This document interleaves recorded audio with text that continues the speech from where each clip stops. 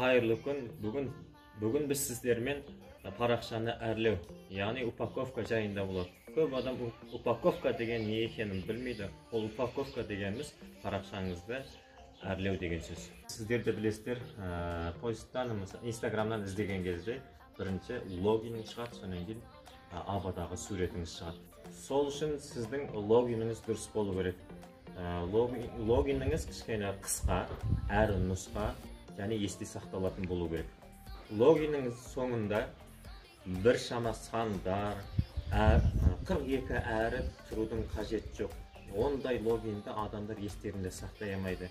Және де поисктен іздеп оны табу қиынға соғады. Егерден сіздің логиніңіз қысқа болса, адамдар сіздің логиніңізді естерінде сақтап алады.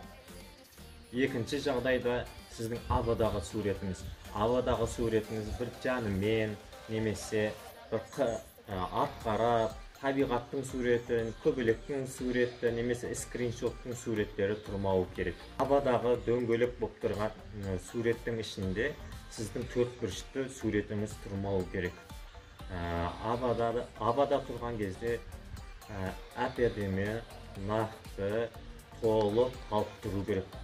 Өздеріңіздің алдарыңызға қарап тұрған качественный, жақсы, сапалы суреттеріңіз тұрғаны жақсы.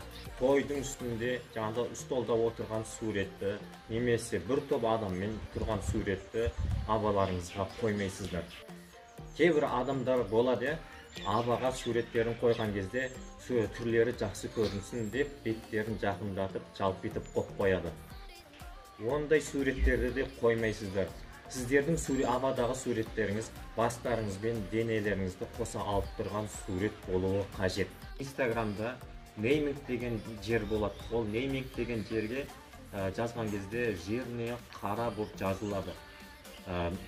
Сізді іздеген кезде сол жерге қатысты мәселе. Яғни сізді іздегенде клиенттеріңіз, адамдар іздеген кезде сол жазу арқылы табатын болады. Мысалы, өзіңізді клиенттің орнына қойып көріңіз. Сол нейминг деген жерге сіз не деп жазар едіңіз? Немесе, жаңағыдай сіз осы парақшаны қалай деп, не деп іздер едіңіз? Мен мысалға нейминг деген жерге өзімнің аты жөнімді және SMM деп жазып қойдым. Егер де мені SMM деп іздейтін болса, мен поисктен бірінші шығамын. Өйткені мен нейминг тұрған жерге SMM деп жазып қойғам. Яғни қандай да бір адам SMM туралы, немесе курс туралы сондай іздей бастаған кезде, сол SMM деп жазғанда ең бірінші мен шығатын боламын. Сондықтан мен неймингке солай дұрыс жазып қойдым. Нейминг тұрған жерге сіз өзіңіздің аты жөніңізді жазып қойсаңыз, онда сізді ешкім таппайды. Өйткені бір мынандай жағдайлар болады. Кейбір адамдар айтып жазатын, мен осы парақшама ешкім іздеп жазылмайды, ешкім мені тауып жатқан жоқ деген мәселелер айтады. Өйткені ол өзінің мамандығына байланысты жазылмаған. Мысалға парикмахер, шаштараз. Яғни ол жерде адам іздеген кезде, ол адам шаштараз іздеген кезде ол адам атын жазып іздемейді, ол шаштараз деп жазып іздейді. Сол сияқты, сондықтан сіздің қандай кәсіппен, қандай немен айналысасыз, соныңызды жазып қойсаңыз, сізді бірінші табатын болады. Онан кейін бізде ACB деген болады. Ол жерге 150 ғана символ сияды. Ол жерде сіз жаңағыдай ақпарат бере кетесіз. Немен айналысасыз, не істейсіз, адамдарға қандай көмегіңіз тиеді, мақсатыңыз не, арманыңыз не, соны жазып қоясыз. 150 символ сиятындай қып, содан аспайды, соған сиятындай қып жазып қойыңыз керек. Ол жерге бірінші не жазасыз? Ол жерге бірінші сіз өзіңізді таныстырасыз, яғни өзіңіздің аты жөніңіз жазасыз. Егер де сіз неймингке өзіңіздің аты жөніңіз жазбаған болсаңыз, онда ACB деген тұрған жерге өзіңіздің аты жөніңізді жазуыңыз керек.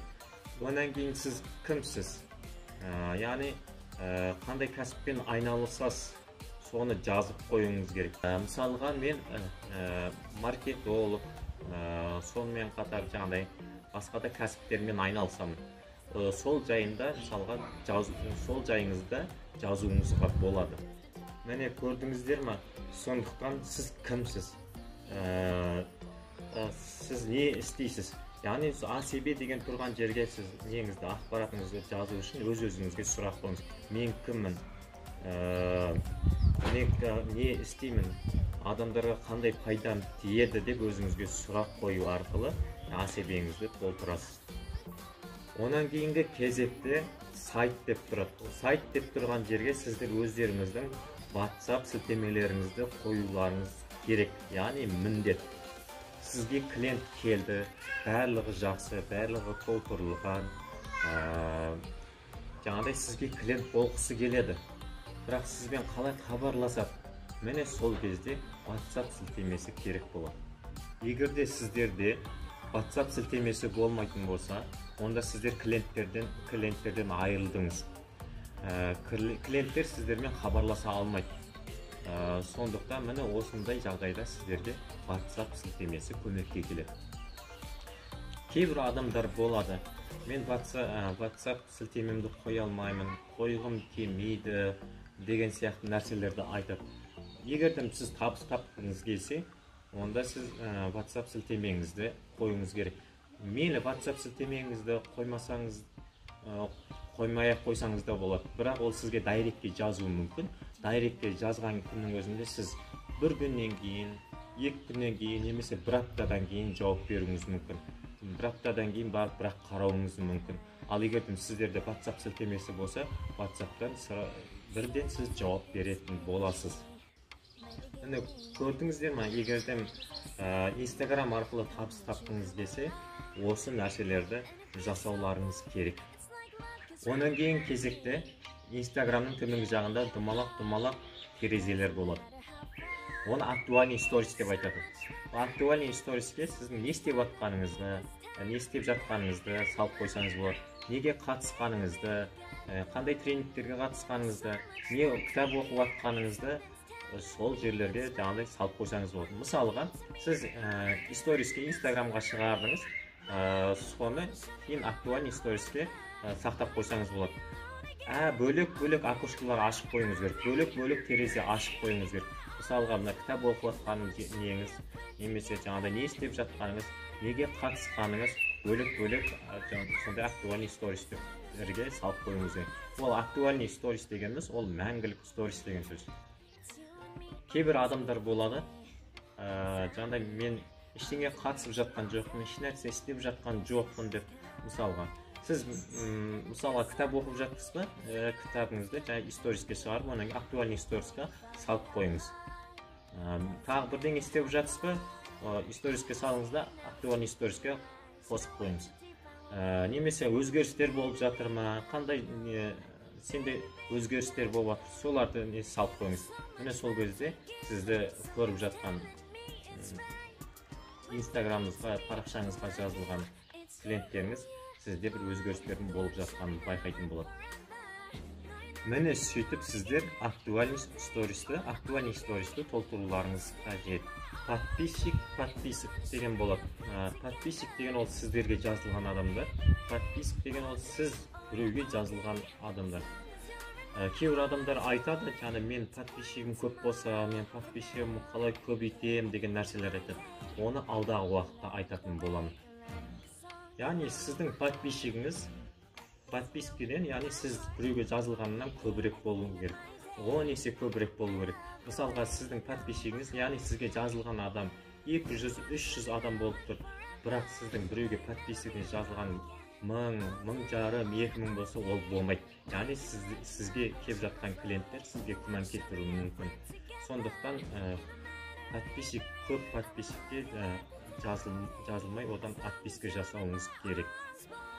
Өйткені сіз көп подписки басқаларға подписация етіп, басқа адамдарға жазылған болсаң, онда адамдар ойлайды, сіз басқа адамдарды көбірек оқисыз, сізді оқитын адамдар аз екен деп. Сіз подписка жасаған нелерді отписка жасап, оны азайтуыңыз керек. Яғни өзіңіздің сізге жазылған адамыңыздан да төмен болу керек, одан асырмауыңыз қажет. Міне осылардың барлығын упаковка деп айтады. Яғни парақшаңызды әрлеу. Енді айтылып жатқан нәрселер сіздердің барлықтарыңызға түсінікті деп ойлаймын. Назар қойып тыңдағандарыңызға рахмет. Келесі кездескенше аман болайық.